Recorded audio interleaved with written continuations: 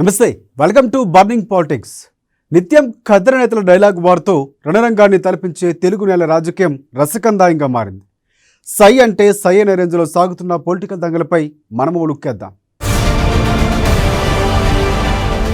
ఒకప్పుడు ప్రగతి భవన్, రాజ్ భవన్ మధ్య పచ్చగడ్డి వేస్తే భగ్గుమనేది. కానీ తాజా పరిస్థితులు చూస్తే వైరం తగ్గిందా అనే సందేహం కలిగింది. ఒకే ఫ్రేమ్లో సీఎం కేసీఆర్, గవర్నర్ తమిళిసై కనిపించడంతో అంతా ఖుష్ అయ్యారా? అయితే ఆనందం ఎంతసేపు నిలవలేదండోయ్. జస్ట్ అది రాష్ట్రపతి రాక వరకే పరిమితమైంది. ఆ తర్వాత అంతా మామూలే. ఇంతకీ ముర్ము ముందు ఇద్దరు నవ్వుతూ నటించారా? ఆ తర్వాత మళ్ళీ ఎందుకు కత్తులు దూసుకున్నారు?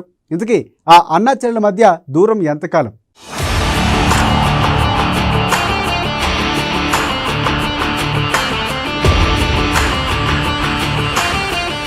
ప్రగతి భవన్, రాజ్ భవన్ మధ్య వైరం.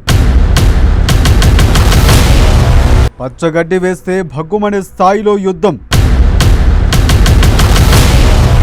బీఆర్ఎస్ బాస్ పై గతంలో గవర్నర్ విమర్శలు. గవర్నర్ విమర్శలు తిప్పికొట్టిన గులాబీ సైన్యం. రాష్ట్రపతి రాకతో కలిసిన అన్నా చెల్లెళ్ళు. ఆ తర్వాత మళ్ళీ పాత కథే రిపీట్ చేసిన గులాబీ బాస్.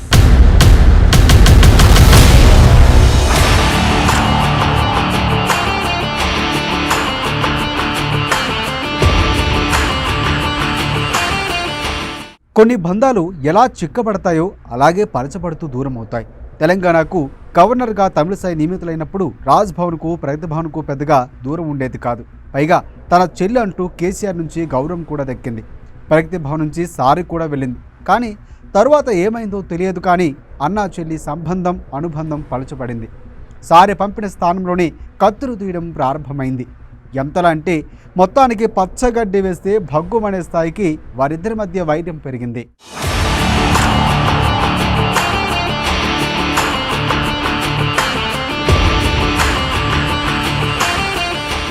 శీతాకాల విడిది కోసం రాష్ట్రపతి ద్రౌపది ముర్ము హైదరాబాద్ వచ్చారు. హకీంపేట ఎయిర్ ఫోర్స్ స్టేషన్లో ఆమె ప్రయాణిస్తున్న విమానం ల్యాండ్ అయింది. దేశ ప్రథమ పౌరురాలు రాష్ట్ర పర్యటనకు వచ్చినప్పుడు గవర్నర్, ముఖ్యమంత్రి, ఇతర ప్రజాప్రతినిధులు స్వాగతం పలకడం ఆనవాయితీ. అయితే కేసీఆర్ ఈ కార్యక్రమంలో పాల్గొనేందుకు రారు అని అందరూ అనుకున్నారు. కానీ వారందరి అంచనాలు తలకిందులు చేస్తూ ఆయన, తన మంత్రివర్గం, ఇతర ప్రజాప్రతినిధులతో కలిసి రాష్ట్రపతికి స్వాగతం పలికారు. కానీ ఇక్కడే అసలైన ట్విస్టు చోటు చేసుకుంది. మీడియాకు కావాల్సినంత వార్త దొరికింది.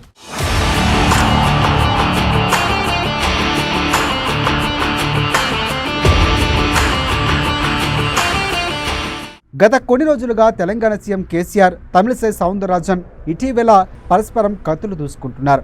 ముఖ్యంగా గవర్నర్ అయితే ఏకంగా రాష్ట్ర ప్రభుత్వాన్ని ప్రశ్నిస్తున్నారు. తన తల్లి చనిపోయినా కనీసం విమానం ఏర్పాటు చేయలేదని ఫైర్ అయ్యారు. భద్రాచలం, మహబూబ్ నగర్, మేడారం, ఇతర ప్రాంతాల్లో పర్యటనకు వెళ్ళినప్పుడు కనీసం ప్రోటోకాల్ కూడా పాటించలేదంటూ ఆమె ఆవేదన వ్యక్తం చేశారు. ఆమె వ్యాఖ్యలకు తగ్గట్లుగానే ప్రభుత్వం కూడా అలాగే వ్యవహరించడంతో పరిస్థితి మరింత దిగజారింది. ప్రగతి భవన్, రాజ్ భవన్కు దూరం చాలా పెరిగింది.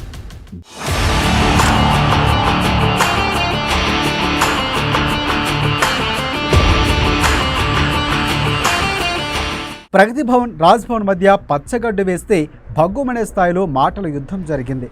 తమిళిసై ఒకటంటే బీఆర్ఎస్ నేతలు అంతా ఆమెపై అదే స్థాయిలో తీవ్ర విమర్శలు చేశారు. ఈ క్రమంలో ఊహించని ట్విస్ట్ నెలకొంది.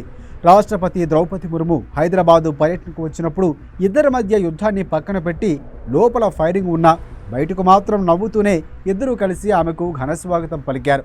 అంతేకాదు నవ్వుతూ అందరి ముందే మాట్లాడుకున్నారు. అయితే ఇద్దరూ పాత గొడవలకు స్వస్తి పలికి అన్నా చెల్లెల అనుబంధాన్ని మరింత ముందుకు తీసుకువెళ్తారని అందరూ అనుకున్నారు.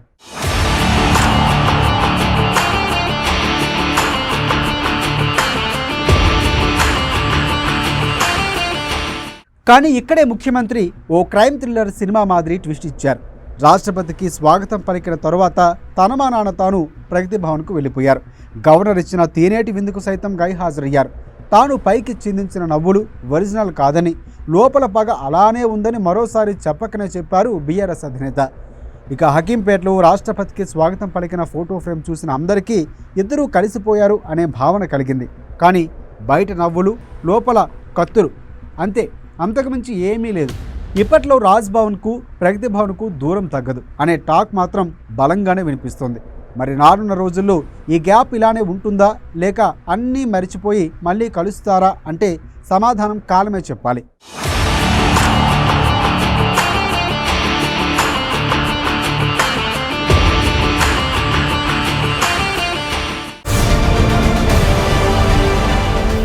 నార్త్పై పట్టు సాధించిన బీజేపీ ఇప్పుడు సౌత్లో జెండా పాతేందుకు వ్యూహాలు రచిస్తోంది. తెలంగాణలో ఇప్పటికే బండి యాత్రతో కమలానికి మంచి మైలేజ్ వచ్చింది. అదే మైలేజ్ని కంటిన్యూ చేసేందుకు అధిష్టానం గ్రౌండ్ వర్క్ మొదలుపెట్టింది. బండికి బ్రేకులు వేసిన బీజేపీ బాస్ గ్రామ స్థాయిలో కమిటీలపై ఫోకస్ చేయాలని సూచించారట. అధిష్టానం ఆదేశంతో బండి సంజయ్ 6వ విడత పాదయాత్ర ఆగిపోయిందని కమల్నాథ్లు గుసగుసలాడుతున్నారు.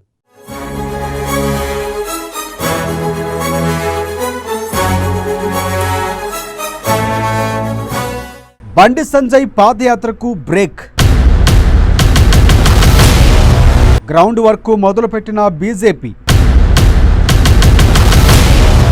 బూతు కమిటీలపై ఫోకస్. నడ్డా అధ్యక్షతన కమిటీల కసరత్తు. అధిష్టానం ఆదేశంతో తగ్గిన సంజయ్. పాదయాత్రకు దాదాపుగా నెల రోజుల గ్యాప్. గ్రామ స్థాయిలో కేడర బలోపేతంపై ఫోకస్. ఫిబ్రవరిలో బండి సంజయ్ పాదయాత్ర.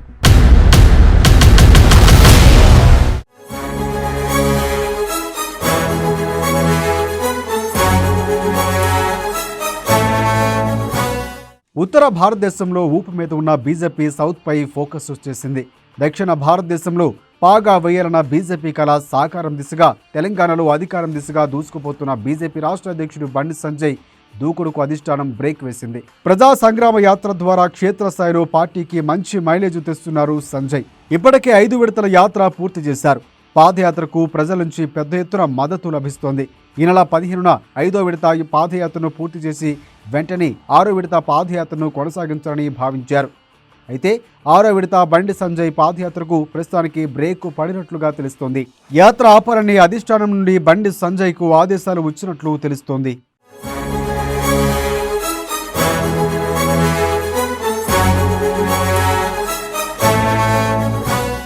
సంక్రాంతి వరకు పాదయాత్రను పూర్తి చేసి సంక్రాంతి తర్వాత బస్సు యాత్ర చేపట్టాలని బీజేపీ రాష్ట్ర శాఖ నిర్ణయించింది. సంక్రాంతికి ముందే 6వ విడత పాదయాత్రలో భాగంగా 10 రోజుల పాటు బండి సంజయ్ పాదయాత్ర చేస్తారని, 5వ విడత పాదయాత్ర ముగింపు సందర్భంగా ఇదే విషయాన్ని బండి సంజయ్ ప్రకటిస్తారని కూడా పార్టీ నేతలు చెప్పారు. అయితే బండి సంజయ్ ఆ ప్రకటన చేయలేదు. బండి సంజయ్ పాదయాత్రకు అధిష్టానం తాత్కాలికంగా బ్రేక్ వేసినట్లుగా సమాచారం.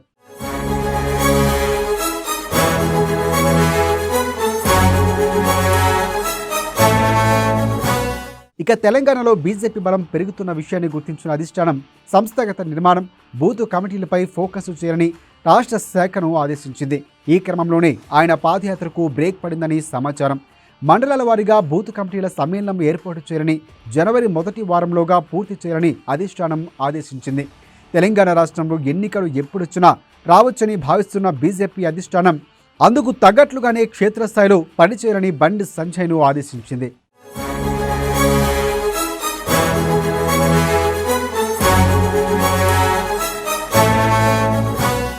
జనవరి 7వ తేదీన రాష్ట్రంలోని 119 నియోజకవర్గాల్లో బూతు కమిటీల్లో అసెంబ్లీ సదస్సులు నిర్వహించాలని బీజేపీ నిర్ణయం తీసుకుంది. దీనికోసం ఇప్పటి నుంచే బూతు కమిటీల సమ్మేళనానికి ఏర్పాట్లు చేయాలని సూచించింది. బూతు కమిటీలతో నిర్వహించే అసెంబ్లీ సదస్సులు బీజేపీ జాతీయ అధ్యక్షుడు జేపీ నడ్డా కూడా వర్చువల్గా జాయిన్ అవుతారని, కమిటీలకు దిశానిర్దేశం చేస్తారని తెలుస్తోంది. గ్రౌండ్ లెవెల్ నుంచి పార్టీని బలోపేతం చేయడంపై దృష్టి పెట్టిన అధిష్టానం ఆ దిశగా కార్యాచరణ సిద్ధం చేసినట్లు తెలుస్తోంది.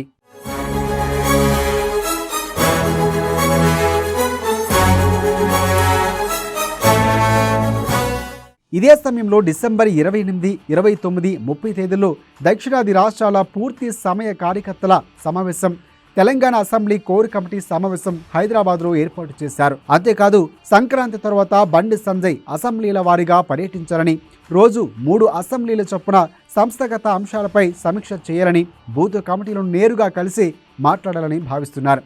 ఈ కార్యక్రమాలు కూడా ఉన్న నేపథ్యంలో బండి సంజయ్ పాదయాత్ర దాదాపుగా నెల రోజుల పాటు నిర్వహించే అవకాశం లేదని భావిస్తున్నారు.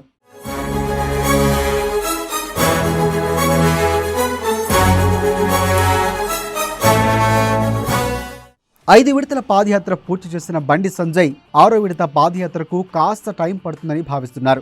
ఏది ఏమైనా అధిష్టానం పాదయాత్రలో వచ్చిన జనం మద్దతును చూసి అదే ఓటు బ్యాంకు అని భ్రమపడి నేల విడిచి సాము చేయొద్దని బండి సంజయ్కు సూచించినట్లు సమాచారం.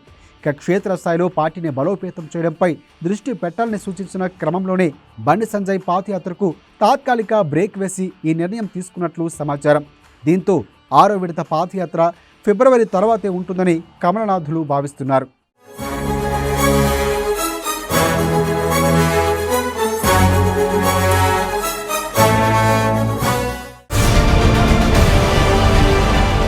తెలంగాణ రాజకీయాల్లో ఉన్నట్టుండి ఏం జరిగింది?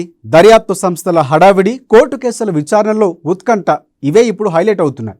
ఉన్నట్టుండి ప్రధాన రాజకీయ పార్టీల కార్యక్రమాలు ఒక్కసారిగా ఆగిపోయాయి.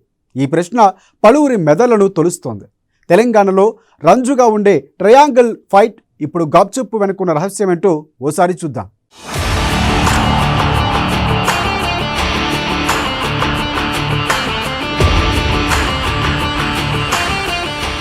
సైలెంట్ అయిన తెలంగాణ పాలిటిక్స్,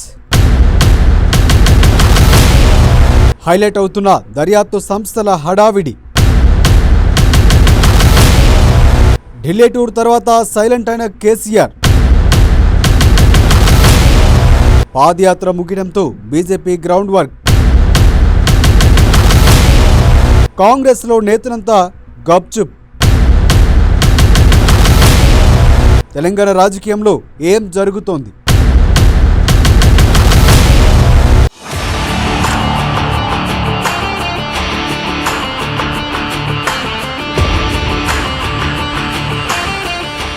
తెలంగాణలో మొన్నటి వరకు మాటల తూటాలు పేలాయి. గత వారం రోజులుగా పెద్దగా ప్రకటనలు లేవు, ప్రకంపనలు లేవు, విమర్శనాత్మక ప్రెస్ కాన్ఫరెన్స్లు లేవు, ఆరోపణలు వెల్లువెత్తే సభలు అసలే లేవు. మొన్నటి వరకు మైకులను బెదరగొట్టిన నాయకులకు ఇప్పుడు అసలు ఏమైంది? రాజకీయాలపై ఎంతో కొంత ఆసక్తి కలిగిన సగటు తెలంగాణ పౌరులు వ్యక్తం చేస్తున్న సందేహం ఇది. డిసెంబర్ 3వ వారం దాకా తెలంగాణ రాజకీయాల్లో ప్రధాన పార్టీల హడావిడి కనిపించింది. ఆ తర్వాత రాజకీయ కార్యకలాపాలు కనిపించడం లేదు.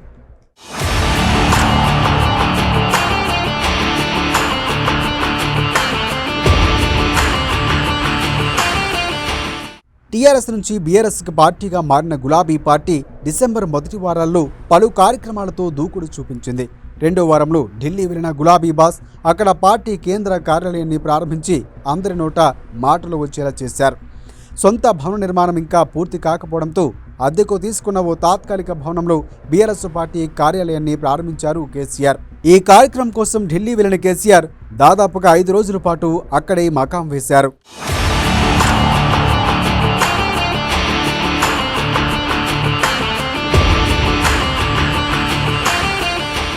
బీఆర్ఎస్ కార్యక్రమాలు వేగవంతం చేసేందుకు బీఆర్ఎస్ కిసాన్ సెల్ అధ్యక్షుని కూడా నియమించారు.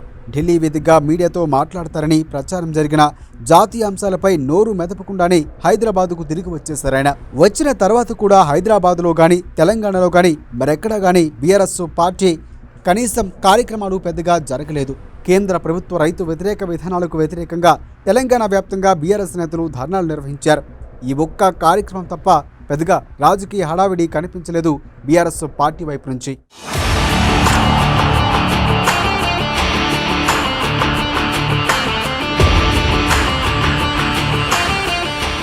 ఇక వరుస పాదయాత్రలతో హోరెత్తిస్తూ జాతీయ నేతలు తరచూ రప్పిస్తున్న బీజేపీ కూడా డిసెంబర్ 3వ వారం తరువాత సైలెంట్ అయింది. 5వ విడత పాదయాత్రను ముందు అనుకున్న దానికంటే ముందుగానే ఆపేసిన తెలంగాణ బీజేపీ అధ్యక్షుడు బండి సంజయ్ విశ్రాంతి మోడ్లోకి వెళ్ళినట్లు కనిపిస్తోంది. సంజయ్తో పాటు కేంద్ర మంత్రి కిషన్ రెడ్డి, ఎంపీ లక్ష్మణ్ కూడా పెద్దగా రాజకీయ కార్యకలాపాల్లో పాల్గొన్నట్లు కనిపించలేదు.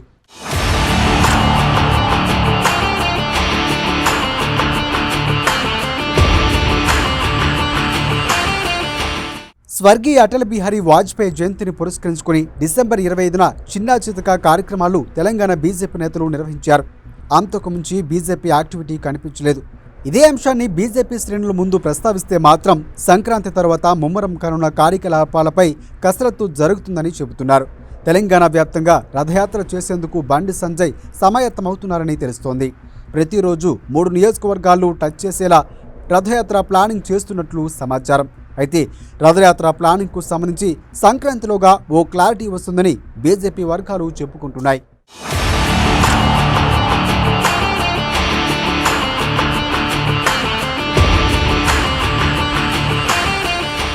అన్ని పార్టీలది ఒకరిటు అయితే ఇక కాంగ్రెస్ పార్టీది ఓ భిన్నమైన పరిస్థితి. డిసెంబర్ 10వ తేదీన వెల్లడైన టీపీసీసీ కమిటీలు తెలంగాణ కాంగ్రెస్లో పెద్ద కుదుపునకు దారితీశాయి.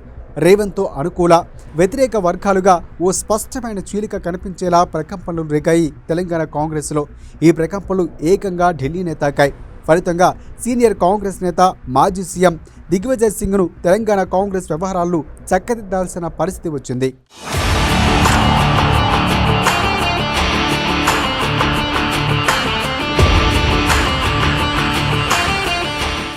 టీపీసీసీ కార్యవర్గంతో పాటు రాజకీయ వ్యవహార కమిటీని కొన్ని డీసీసీలకు అధ్యక్షులు నియమిస్తూ డిసెంబర్ 10న ప్రకటన వెలువడింది. ఈ జాబితాలు చూసిన పలువురు కాంగ్రెస్ నేతలు టీపీసీసీ అధ్యక్షుడు రేవంత్ రెడ్డిపై ఆగ్రహం వ్యక్తం చేశారు. మాజీ ఉప ముఖ్యమంత్రి దామోదర రాజనరసింహ వంటి వారైతే ఏకంగా మీడియాకెక్కారు.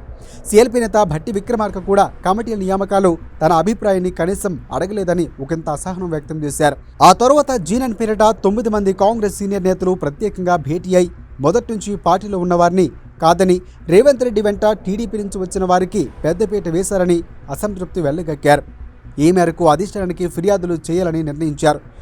ఇలా నిర్ణయించారో లేదో పలువురు కాంగ్రెస్ నేతలు ఏఐసీసీకి ఫిర్యాదులు చేయడం ప్రారంభించారు. ఈ వ్యవహారం చినికి గాలివానగా మారుతుందని గ్రహించిన కాంగ్రెస్ అధిష్టానం దిగ్విజయ్ సింగ్ను రాయబారిగా హైదరాబాద్కు పంపింది.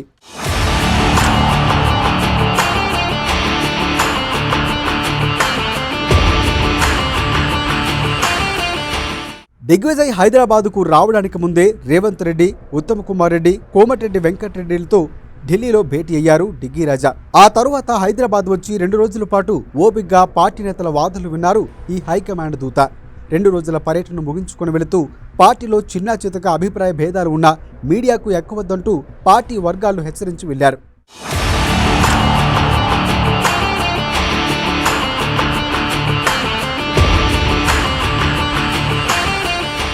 దిగ్విజయ్ వెళ్లిన తర్వాత కాంగ్రెస్ పార్టీలో పరిస్థితి చక్కబడిందో లేదో గానీ రాజకీయ కార్యకలాపాలు మాత్రం పెద్దగా జరగడం లేదు. టీపీసీసీ అధ్యక్షుడు రేవంత్ రెడ్డి సోషల్ మీడియా వేదికగా కేసీఆర్ ప్రభుత్వ వైఫల్యాలు ఎండకడుతూనే ఉన్నారు. మొత్తం మీద డిసెంబర్ 3వ వారం తర్వాత తెలంగాణ రాజకీయాల్లో స్తబ్దత రావడం ప్రజల్లో చర్చనీయాంశంగా మారింది. ఎమ్మెల్యేలకు ఎర్రకేసు విచారణలు తిరుగుతున్న మలుపులే ప్రస్తుతం తెలంగాణ వ్యాప్తంగా హాట్ టాపిక్గా మారాయి. రోజుకో మలుపు తిరుగుతున్న ఈ కేసులో ఏ క్షణం ఏం జరుగుతుందోనని తెలంగాణ ప్రజానీకం సైతం ఉత్కంఠంగా ఎదురుచూస్తుంది.